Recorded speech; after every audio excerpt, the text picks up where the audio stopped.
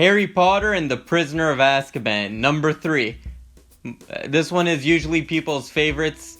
Let's see if it's my favorite. I will say beforehand, I remember when I was a kid, I had the Harry Potter PC video games. Basically one day, I think it was like Christmas or someone's birthday or some event like that. My priest came and he laid down a stack of video games and gave it to me and my brother. They were all bootleg video games, but he's from Syria, so he doesn't really know bootleg video games are probably not a good thing. Especially if you're a priest, I don't think procuring a bootleg video game is really, it's theft at the end of the day, but he didn't know what he was doing. It's all good. It's a more normal thing to see in countries overseas, taking bootleg video games and bootleg movies and buying them. It's a more normal thing because copyright laws don't really translate overseas, I think is the word for it, but he meant well, and those video games sure were dank. He also threw in the Spider-Man video game, Spider-Man 1 and Spider-Man 2. A Crazy Taxi, I used that one up a lot. Yeah, so that was a fun time. But anyway, Prisoner of Azkaban was the best of those Harry Potter video games on PC. After that, it was all downhill. I thought the Goblet of Fire video game was pretty boring, and I remember me and my brother, we bought the Order of the Phoenix PC video game when it first came out, and this one wasn't a bootleg, so we paid an arm and a leg, and it was pretty boring. Yeah, those early ones, those early PC video games, those were classics. Anyway, we're not talking about the PC video games, we're talking about the movies here. So, Harry Potter and the Prisoner of Azkaban. Harry Potter is completing another year at Hogwarts while he hears rumblings of a Sirius Black, who is the Prisoner of Azkaban. Sirius Black wants Harry Potter's head on a silver platter, and a lot of stuff ensues. Poor Harry Potter, he can't enjoy 1 year as a fucking teenager. Just your ordinary year where you're in school and you experiment with drugs and hit on women and get rejected. That doesn't happen for Harry Potter, unfortunately. All what happens with Harry Potter is he gets himself tangled up in some plot. Poor old Harry, we love him for that. But is this movie good? I will say off the bat, in case you guys didn't know, previous 2 Harry Potter movies were directed by Chris Columbus, the guy who directed the Home Alone movies. So those early first 2 Harry Potter movies had a more child-friendly tone to them. This one was directed by Alfonso Cuaron. For those of you who don't know Alfonso Cuaron, he's known, his most notable film by now would be Gravity. But he's a very talented filmmaker, to say the least. He also got nominated for an Oscar for directing Roma. His best movie, in my opinion, is Children of Men. And he's a very flashy filmmaker, and the way he directs this movie reminds me a lot of some of the camera trickery you would see in the Spider-Man movies. A lot of cool camera shots going on here. There's that part where Harry Potter and his classmates are in front of a mirror, and the camera's going inside the mirror and outside the mirror, doing these really slick transitions. All that kind of stuff reminded me of something that Sam Raimi did in those Spider-Man movies, and I feel like Alfonso Cuarón really adds his touch to these films. This is a more mature film. You gotta think that the people who watched the first 2 Harry Potter movies were about my age, so I was a kid when I saw the first 2 Harry Potter movies, and by the time this movie came out, I was in my tweens. I was maybe 11, 12, 13, around that range. So it's normal that this series becomes progressively more adult because the audience is becoming older as well. And that's something I really respect about the Harry Potter movies. One thing I never understood would be when they make a movie, first one that comes to mind is Cars for some reason. But anyway, when the first Cars came out in 2005, 2006, then Cars 2 came out, it was 2011, which already there it's okay, 5 years later, you're kind of pushing it. I feel like the people who grew up with Cars are no longer into Cars. And then they did Cars 3, another 5 years later. It's what, are you assuming people still watch this shit? And from what I can tell, I didn't see the Cars sequels. didn't get progressively more mature, even though the audience kind of grew up and it didn't. Some movies are like that friend who never matures, and everyone around that friend matures, and he just kind of like still like smokes weed and chills on the couch and like watches The Price is Right. We all have that friend. At least I do. Maybe I'm that friend. I don't even know. But anyway, I love this movie. I think this is probably the best Harry Potter movie. A lot of people would say this is the best Harry Potter movie. Now, I think this is the best Harry Potter movie in terms of like technicality, in terms of story, in terms of character. Is it my favorite Harry Potter movie? Spoiler alert, no. There's one that I think tops this one, but it's a matter of personal preference. Objectively, I think this is the best Harry Potter movie. Again, because of Alfonso Cuarón's style that is really injected in here. One thing I noticed about the first 3 Harry Potter movies that I feel like gets lost in the later ones is the color palette. When I look at the first Harry Potter movie, I think of these reds, the Gryffindor logo, and everything feels like very warm, and reds and yellows and stuff like that. Then when we look at the second Harry Potter movie, things get a little more green. We think of the Chamber of Secrets. Everything kind of has a green, matrixy tint to it. And then the third Harry Potter, this movie, has like a bluish feel to it, and everything feels a little cold. Whenever the Dementors come, there's like ice that forms on the windows and stuff like that. I really like that about the first 3 Harry Potter movies, and I wish that trend kind of continued as the series went on. Arguably it did, because many people think of 5-4 and the 2-7 movies as kind of one giant film because they all carry the same story. So in that regards, I guess the trend did continue. The one thing that definitely makes this movie the most memorable one, in my opinion, is John Williams. And I haven't mentioned John Williams in my previous reviews. Sorry if my neck is red, by the way. I just shaved my neck and I kind of did a shit job, to say the least.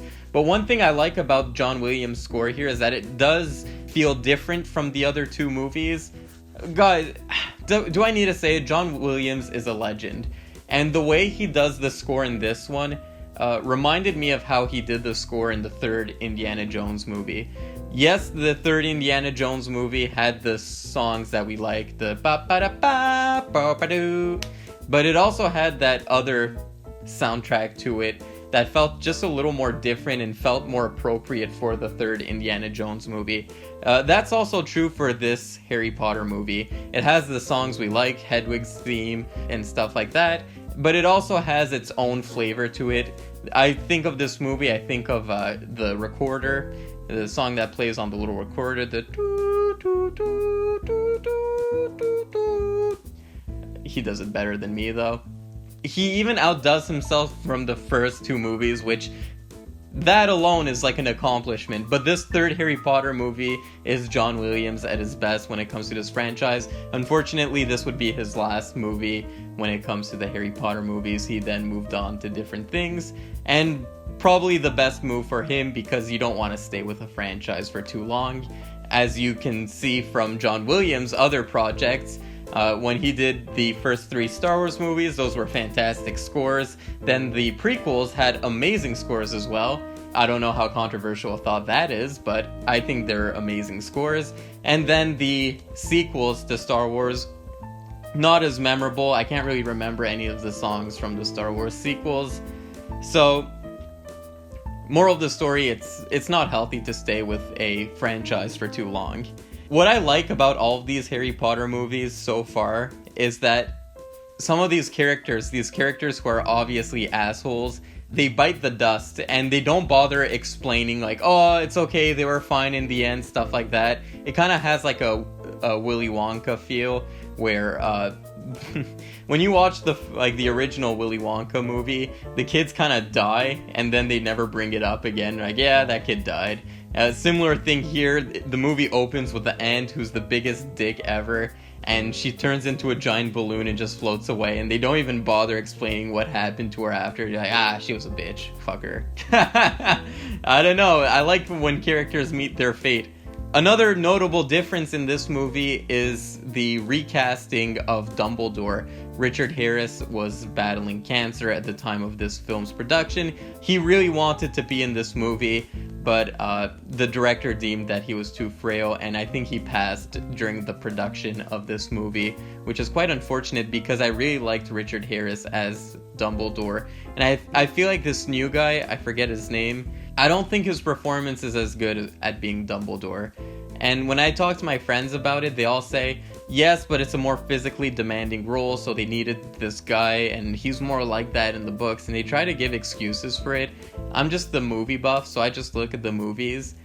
I look at the first 2 Harry Potter movies and Dumbledore in those, and he never had to raise his voice. Now, arguably, that could be a case of him not being able to raise his voice because he was so old. But it gave a lot to Dumbledore's character. This was a man who was so respected that just at him talking, he never had to raise his voice, he never had to talk over anyone. As soon as he would talk, everyone would turn to Dumbledore. It said a lot about the character of Dumbledore, and that's something that gets lost in this Harry Potter movie and the next few Harry Potter movies. I feel like the new Dumbledore plays it a little too violently.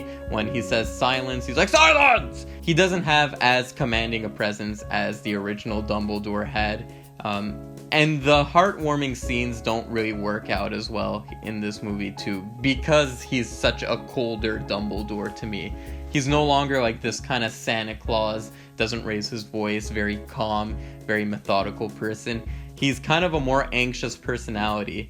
I don't know, maybe I'm biased because the performance has changed and I was more used to the original Dumbledore and this one's a little different. I don't know. I just rathered that very commanding presence of the original Dumbledore. Now, also a new addition to this film is the guy who plays Professor Lupin. Thuis, I can never pronounce his name. Jacky, write it down here. But he's a really underrated actor as well. He was in that movie Naked, which if you guys are planning on watching that movie, you're gonna need some subtitles, trust me. And he was also recently in I'm Thinking of Ending Things by Charlie Kaufman, and he was fantastic in that movie. I wish he got an Oscar nomination because he was truly good in that movie. Truly a haunting performance. But yeah, he's very good in this movie. Arguably my favorite Defense Against the Dark Arts teacher. When I talk about Cuarón's style, relating it to Professor Lupin, one scene where Cuarón's style really shines is that scene where we see the full moon and Lupin starts transforming into a werewolf. And that shot, I love that shot. It feels like old horror movies from like maybe the 50s where we see Lupin's eye and we just zoom into his eye and then zoom out. And that whole transformation scene was very well done. Obviously, it wasn't the werewolf transformation scene in An American Werewolf in London. Very few werewolf transformation scenes can top that one. That's the gold standard. But nonetheless, this is very good. Cuarón does like experimenting with CGI. Some of it works in this movie. Other times it feels a little outdated. Now, for its time, this movie had great CGI. As far as watching it now, it's a little outdated. When you look at the hippogriff, I think that visual effect's a little outdated. Some of the flying scenes didn't really age all that well. And that's a problem with CGI because no matter how good you pull it off in the now, it's always going to get topped in 2 years. We're at a point right now where technology is evolving so quickly that if an effect works for right now, it's not going to work in 2 years. I was recently rewatching clips from Jon Favreau's The Jungle Book. And even then, that movie came out in 2016, and I remember it was the talk of the town. Everyone was talking about how great CG the Jungle Book remake had. And I watch it now and I'm like, it's already outdated. Same thing, I was rewatching Rise of the Planet of the Apes, and that was another one of those movies where oh my god, the CGI is fantastic. It's 10 years old now, and I would say the CG is a little hit and miss in that movie. So moral of the story is always go to practical effects because those are less likely to get outdated. If CG works now, it's probably not going to work in a few years. That's not a knock on Cuarón though, because he really does add a lot to the table here. I didn't read any of the books, but just judging on the stories themselves, I think this would probably be J.K. Rowling's best told story. Every character has a lot to do in this movie. No one feels annoying, which is a problem that arises in the later Harry Potter movies, in my opinion. Everyone feels like productive. There's a lot of emotion in this movie. When Hagrid finds out that they're going to kill the Hippogriff, Backbeak, that's what he calls her. When he finds out Backbeak is gonna die, that was a truly like sentimental scene. It's a scene that really shows Hagrid's personality, how he attaches to these creatures and stuff like that. I also like the time travel element to this film. It's one of the few movies I think where the time travel works. Everything is beautifully, I'm telling you, beautifully and perfectly set up in this movie. They put these little hints early on in the movie, and then you watch the later half of the movie and you're like, oh, that makes sense now. And then you can rewatch the movie and everything makes sense. Such a well done, well executed story, in my opinion, which is why I think this probably is J.K. Rowling's best book. I'm just looking at the skeleton of the movie, the structure of it. Cuarón also introduces a more Gothic feel to Hogwarts, I find. When you're in the town, everything's kind of crooked and almost rotting. Kind of feels like I'm watching a Tim Burton movie. And that was a style that wasn't previously in the Columbus movie. Chris Columbus, when he made the first two Harry Potter movies, he didn't have a lot to go off of. And so in consequence, he kind of played the visual style safe in those first two films. Cuarón brings his style in here and everything kind of just feels a bit more gothic. The buildings are kind of leaning on each other when they go into the town. Everything kind of feels like it's rotting and molded. A lot of clocks in this movie. The clocks are huge, adding to that Gothic feel, and it also serves as a good foreshadow for what's to come with that whole time travel plot. I really like this movie. And the whole plot with the Prisoner of Azkaban, sometimes these Harry Potter movies, like when it gets towards the end and the conspiracy unfolds, I find myself a little uninterested. That's kind of what happened with the first Harry Potter movie, a little bit in the second Harry Potter movie. This one, when the conspiracy unfolds at the end and the Prisoner of Azkaban, who he really is, it really worked for me. And most of that is probably because of Gary Oldman's performance as Sirius Black. He's really good in this movie, as he always is. He's probably one of the best actors working today. Prisoner of Azkaban, many people's favorite Harry Potter movie, and I don't blame them. This is a quality film. If you haven't seen Prisoner of Azkaban, what are you doing, guys? Come on, what are you doing?